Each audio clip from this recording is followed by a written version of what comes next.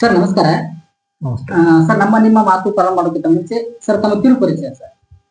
ಆನಂದ್ ಬಡಪಗರ್ ಅಂತ ತಾಲೂಕು ಪಂಚಾಯತಿ ಕಾರ್ಯನಿರ್ವಾಹಕ ಸವದತ್ತಿ. Yes sir. ಸರಿ ಸರ್, ಈಗ ತಾವು ಸವದತ್ತಿ ತಾಲೂಕು ಕಾರ್ಯನಿರ್ವಾಹಕರಾಗಿ ಎಷ್ಟು ವರ್ಷ ತಾವು ಸೇವೆ ಸಲ್ಲಿಸ್ತಾ ಇದ್ದೀರಿ? 1.5 ವರ್ಷ ಆಯ್ತು. 1.5 ವರ್ಷ. ತಾವು ಇಲ್ಲಿ ಬಂದು 1.5 ವರ್ಷ ಆಯ್ತು ಸರ್. ಸರಿ ಸರ್. ಸರ್, ಈಗ ತಾವು ಈಗ ಹೇಳ್ತಾ ಇದ್ದೀರಿ ತಾವು 1.5 ವರ್ಷದಿಂದ ಈಗ ಸವದತ್ತಿ ತಾಲೂಕಿನ ಕಾರ್ಯನಿರ್ವಾಹಕ ಅಧಿಕಾರಿ ತಾವು ಕೆಲಸ ಮಾಡ್ತಾ ಇರೋದು.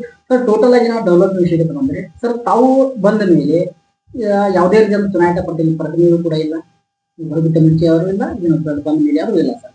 ಈಗ ಟೋಟಲ್ ಆಗಿ ಜನರಲ್ಲಿ ಇರುವಂತದ್ದು ಒಂದು ಭಾವನೆ ಇರುವಂತದ್ದು, ಈಗ ಯಾವುದೇ ರೀತಿಯ ಚುನಾವಣೆ ಆಗಿಲ್ಲ, ತಾಲೂಕ್ ಪಂಚಾಯತ್ ಆಗಿರ್ಬೋದು, ಜಿಲ್ಲಾ ಪಂಚಾಯತ್ ಆಗಿರ್ಬೋದು, ಚುನಾವಣೆ ಆಗಿಲ್ಲ. ಈ ಚುನಾವಣೆ ಆಗದೇ ಇರುವಂತ ಕಾರಣ ಇರುವಂತ ಅಧಿಕಾರಿಗಳಲ್ಲಿ ಅವರ ಕೈಲಿರುವಂತ ಆಡಳಿತ ಇರೋದ್ರಿಂದ ಈಗ ಸರಿಯಾಗಿ ನಮಗೆ ಸರಿಯಾದ ಸವಲತ್ತುಗಳು ಸಿಗ್ತಾ ಇಲ್ಲ, ಸರಿಯಾಗಿ ನಮಗೆ ಸ್ಪಂದನೆ ಸಿಗ್ತಾ ಇಲ್ಲ ಅನ್ನೋಂಥದ್ದು ಕೆಲವೊಂದು ಆರೋಪಗಳು ಬರ್ತಾ ಇರುವಂತ ಸರ್. ಇದ್ರ ಬಗ್ಗೆ ತಾವು ಏನು ಜನರಿಗೆ ಸಂದೇಶ ಕೊಡ್ತಾ ಇದ್ದಾರೆ ಸರ್?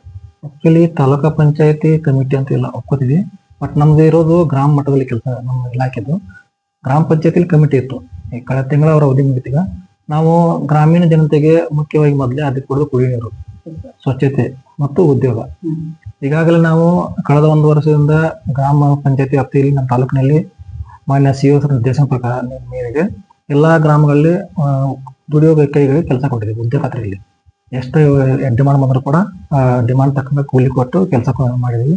ಮತ್ತು ನಿರಂತರವಾಗಿ ಸಭೆ ಮೂಲಕ ವಿಡಿಯೋಗಳಿಗೆ ಕುಡಿಯುವ ಒಳ್ಳೆಯ ಸ್ವಚ್ಛತೆ ಕುಡಿಯುವ ನೀರನ್ನು ಪೂರೈಸೋದು ಮತ್ತು ಸ್ವಚ್ಛತೆ ಬಗ್ಗೆ ಜನರಲ್ಲಿ ಅರಿವು ಮೂಡಿಸೋದು. ಎಲ್ಲ ಕಡೆ ಘನತ್ಯಾಜ್ಯ ಘಟಕಗಳನ್ನು ನಿರ್ಮಾಣ ಮಾಡಿ ಮತ್ತೆ ಹಸಿ ಕಸ ಒಣ ಕಸವನ್ನು ಸಂಗ್ರಹ ಮಾಡಿ ಗ್ರಾಮದಲ್ಲಿ ಸ್ವಚ್ಛತೆಯನ್ನು ಕಾಪಾಡುವಂತ ಕೆಲಸ ಮಾಡಿದ್ದೀವಿ. ಸರಿ ಸರ್. ಸರ್, ಈಗ ತಾವು ಬಂದ ಮೇಲೆ ಸರ್ ಎಷ್ಟು ಸಲ ತಾವು ಸಭೆಗಳನ್ನ ಮಾಡಿಸಲ್ಲ, ಪಿಡಿಒಗಳನ್ನ ಸಭೆಗಳನ್ನ ಎಷ್ಟು ಸಲ ಮಾಡಿದ್ವಿ? ಪ್ರತಿ ತಿಂಗಳು ಸಭೆ ಮಾಡ್ತೇವೆ. ತಿಂಗಳಿಗೆ 1 ಅಥವಾ 2 ಸಭೆ ಮಾಡ್ತೀವಿ. ಹಂಗೆ ಏನಾದ್ರು ತುರ್ತಿದ್ರೆ ಮತ್ತು ಮತ್ತೆ ಸಭೆ ಇರ್ತೀವಿ. ದಿನಾಲು 2 ದಿನ 3 ದಿನ ವಿಷಯ ಮಾಡ್ತೀವಿ. ಮತ್ತು ಮಾನ್ಯ CO ಕೊಟ್ಟಂತ ನಿರ್ದೇಶಗಳು ಇದ್ರ ತುರ್ತಾಗಿದ್ರೆ ಇಮಿಡಿಯೇಟ್ ಆಗಿ PDO ರೀಚ್ ಮಾಡಿಸಿ ಎಲ್ಲ ಕೆಲಸ ಮಾಡಿಸೋದು ಇವತ್ತು ಮಾಡ್ತೀವಿ. ಮತ್ತೆ ಈಗಾಗಲೇ ಶಾಲೆಗಳಾಯ್ತು, ಅಂಗನವಾಡಿಗಳಿಗೆ ಮೂಲಭೂತ ಸೌಕರ್ಯವನ್ನು ಕೊಡುವಂತ ಜವಾಬ್ದಾರಿ ನಮ್ಮ ಪಂಚಾಯತ್ ಮೇಲೆ ಇದೆ. ಅದನ್ನು ಕೂಡ ನಿರಂತರವಾಗಿ ಪೂರೈಸ್ತಾ ಇದ್ದೀವಿ. ಸರ್, ಅದೇ ರೀತಿ ಸರ್, ಈಗ ಪಂಚಾಯತ್ ರಾಜ್ ಇಲಾಖೆ, ಈ ಪಂಚಾಯತಿ ರಾಜ್ ಇಲಾಖೆ ಮೂಲ ಉದ್ದೇಶ ಏನು ಸರ್? ಮೂಲ ಉದ್ದೇಶ ಜನರಿಗೆ ಒಳ್ಳೆ ಸೇವೆ ಕೊಡೋದು, ಮೂಲಭೂತ ಸೌಕರ್ಯಗಳನ್ನು ಜನರಿಗೆ ಪೂರೈಸೋದು. ಮೊದಲನೇದು ಕುಡಿ ನೀರು, ಸ್ವಚ್ಛತೆ, ಜನರಿಗೆ ಉದ್ಯೋಗ ಕೊಡೋದು ಗ್ರಾಮ ಮಟ್ಟದಲ್ಲಿ ನನ್ನ ಮೂಲ ಉದ್ದೇಶ. ಮತ್ತು ಜನರಿಗೆ ಅಲ್ಲಿರ್ತಕ್ಕಂಥ ಅವರ ಏನೋ ಆರ್ಥಿಕ ಸಮಸ್ಯೆಗಳು ಅಥವಾ ಅವರ ಏನಾದ್ರು ಹಕ್ಕು ಬಗ್ಗೆ ಇರುತ್ತಲ್ಲ ಹಕ್ಕುಗಳನ್ನ ಕಾಪಾಡೋದು. ಮತ್ತು ಜನರಿಂದ ತೆರಿಗೆ ನಾವು ಸಂಗ್ರಹ ಮಾಡೋ ಮೂಲಕ ಅದನ್ನ ಮೂಲಭೂತ ಸೌಕರ್ಯ ಅಭಿವೃದ್ಧಿಪಡಿಸೋಕೆ ಬಳಕೆ ಮಾಡ್ಕೊತೀವಿ. ಸರಿ ಸರ್.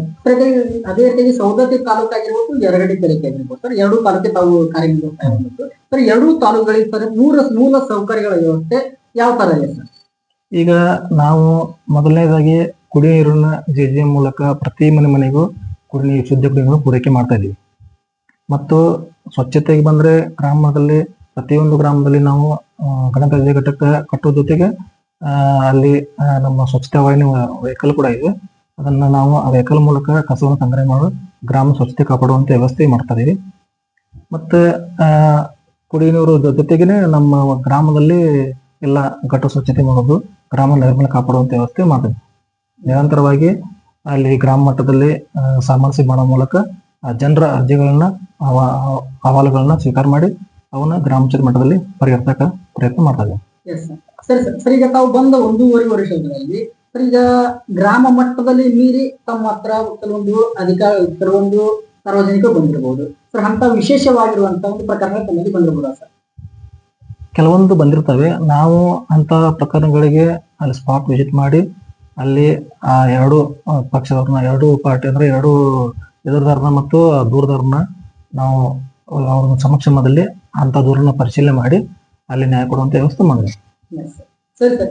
ಅದೇ ರೀತಿ ಯರಗಟ್ಟಿ ತಾಲೂಕು ಮತ್ತು ಸವದತ್ತಿ ತಾಲೂಕು, ಈ 2 ತಾಲೂಕಿನ PDOಗಳಿಗೆ ತಾವು ಏನ್ ಹೇಳಕ್ ಇಷ್ಟಪಡ್ತೀವಿ?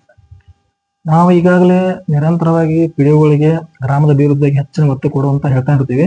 ಜೊತೆಗೆ ನಮ್ಮ ಸರ್ಕಾರದ ಬರ್ತಕ್ಕಂಥ ಆದೇಶಗಳನ್ನ ಮತ್ತು ನಾವು ಮೇಲಾಧಿಕಾರಿ ಕೊಡ್ತಕ್ಕಂಥ ನಿರ್ದೇಶಗಳನ್ನ ನಿರಂತರವಾಗಿ ಪಾಲಿಸುತ್ತಾ ಜನ ಸ್ಪಂದನೆಗೆ ಯಾವಾಗಲೂ ತಕ್ಷಣ ಸ್ಪಂದನೆ ಮಾಡಬೇಕು. ಮತ್ತು ಅಲ್ಲಿ ಮೂಲಭೂತ ಸೌಕರ್ಯಗಳು ಯಾವುದೇ ರೀತಿ ಕೊರತೆ ಆಗದಂತೆ ನೋಡ್ಕೊಳ್ಳುವಂತ ಜವಾಬ್ದಾರಿ ಎಲ್ಲ PDO ಮೇಲಿದೆ. ಅದನ್ನು ಕೂಡ ನಮ್ಮೆಲ್ಲ PDO ಚೆನ್ನಾಗಿ ಮಾಡ್ತಾ ಇದ್ದಾರೆ. ನಾವು ಕೂಡ ಏನೋ ಅಲ್ಲಿ ಹಿನ್ನಡೆ ಹಾಕೊಂಡ್ರೆ ಅಲ್ಲಿ ಮೇಲ್ವಿಚಾರಣೆ ಮಾಡಿ ಎಲ್ಲ ಸಮಸ್ಯೆಗಳಿಗೆ ಪರಿಹಾರ ಕಲ್ಪಿಸೋದಾಯ್ತು ಜನರಿಗೆ ಒಳ್ಳೆ ಸೇವೆ ಕೊಡುವಂತ ವ್ಯವಸ್ಥೆಯಲ್ಲಿ ನಾವು ಭಾಗಿಯಾಗಿದ್ದೇವೆ. Yes sir. ಸರಿ ಸರ್. ಸರ್ ಅದೇ ರೀತಿಯಾಗಿ ಅಧಿಕಾರಿ ಮತ್ತು ಸಾರ್ವಜನಿಕರ ಜೊತೆ ಸಂಬಂಧ ಯಾವ ತರ ಇರಬೇಕು ಸರ್?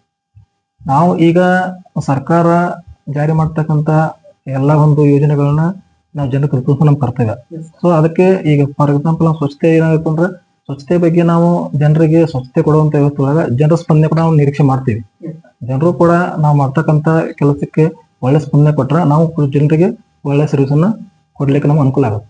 ಸರಿ ಸರ್. ಒಂದು ಒಳ್ಳೆಯ ಒಂದು ಸಹಕಾರ ಕೊಟ್ಟು ಕೂಡ ತಾವು ಒಂದು ಒಳ್ಳೆ ಸರ್ವಿಸ್ ಅವ್ರಿಗೆ ಕೊಡ್ತೀರಿ ಅಂತ ತಾವು ಹೇಳ್ತಾರೆ ಅಂತ. ಸರಿ ಸರ್. ಸರ್ ಅದೇ ರೀತಿಯಾಗಿ ಕೊನೆಯದಾಗಿ ಸರ್ ಟೋಟಲ್ ಈ JJM ಜಲಜೀವನ ಮಷೀನ್ ಸರ್ ಇದು ಯರಗಟ್ಟೆ ತಾಲೂಕು ಆಗಿರ್ಬೋದು ಮತ್ತು ಸೌದೆ ತಾಲೂಕು ಆಗಿರ್ಬೋದು ಸರ್ ಇದು ಈ ಮಷೀನ್ ಎಷ್ಟರ ಮಟ್ಟಿಗೆ ಇದು ಅನುಷ್ಠಾನಗೊಂಡಿದೆ ಸರ್? ಆಲ್ಮೋಸ್ಟ್ ನಮೀಗ ಬ್ಯಾಚ್ 1, 2, 3, 4 ಅಂತ ಹೇಳಿ 4 ಹಂತದಾಗ ಎಲ್ಲಾ ಗ್ರಾಮದಾಗ ಅದು ಕ್ರಮ ಅನುಷ್ಠಾನಗೊಂಡೈತಿ. ಮತ್ತು ಅದ್ರ ಮೂಲಕ ಈಗಾಗಲೇ ಶುದ್ಧ ಕುಡಿಯುವ ನೀರು ಎಲ್ಲ ಕಡೆ ಸರಬರಾಜು ಆಗ್ತಾ ಇದೆ. ಟೋಟಲ್ ಆಗಿ 100% ಇದು ಆಗಿರುವಂತದ್ದು ಅಂತ ತಾವು ಹೇಳ್ತಾರೆ. ಸರಿ ಸರ್. ಸರ್ ಕೊನೆಯದಾಗಿ ಸರ್ ಈಗ ತಾವು ಸಾರ್ವಜನಿಕರಿಗೆ ಯರಗಟ್ಟಿ ತಾಲೂಕು ಆಗಿರ್ಬೋದು ಸೌದತ್ತಿ ತಾಲೂಕಿನ ಸಾರ್ವಜನಿಕರಿಗೆ ಸರ್ ತಾವು ಕೊನೆಯದಾಗಿ ಏನ್ ಹೇಳಕ್ ಇಷ್ಟಪಡ್ತೀರಿ? ಏನಿಲ್ಲ, ನಮ್ಮ ಇಲಾಖೆ ಮೂಲಕ ನಾವು ಎಲ್ಲಾ ಜನರಿಗೆ ಎಲ್ಲಾ ಸಮಸ್ಯೆಗಳಿಗೆ ಸ್ಪಂದನೆ ಮಾಡ್ತೀವಿ. ಜನರಿಗೆ ಒಳ್ಳೆ ಸೇವೆಗಳನ್ನು ಕೊಡ್ತೀವಿ. ಗ್ರಾಮ ಮಟ್ಟದಲ್ಲಿ ಮೂಲಭೂತ ಸೌಕರ್ಯಗಳನ್ನ ಕೊಡ್ತೀವಿ. ತಾವು ಕೂಡ ಜನರು ನಮ್ಮ ಏನ್ ನಮಗೆ ಸ್ಪಂದನೆ ಮಾಡ್ರಿ ಮತ್ತು ನಮ್ಮ ಸಮಸ್ಯೆ ಇದ್ರು ಕೂಡ ನಾವು ಗ್ರಾಮ ಪಂಚಾಯತ್ ಮಟ್ಟದಲ್ಲಿ ತಿಳಿಸ್ಬೋದು, ಇಲ್ಲ ಅಂದ್ರೆ ನಮಗೂ ತಿಳಿಸ್ಬೋದು. ಅದಕ್ಕೆ ತಕ್ಷಣ ಸ್ಪಂದನೆ ಮಾಡಿ ತಮ್ಮ ಸಮಸ್ಯೆಗಳನ್ನ ಬಗೆಹರಿಸುವಂತ ಪ್ರಯತ್ನ ಮಾಡ್ತೀವಿ.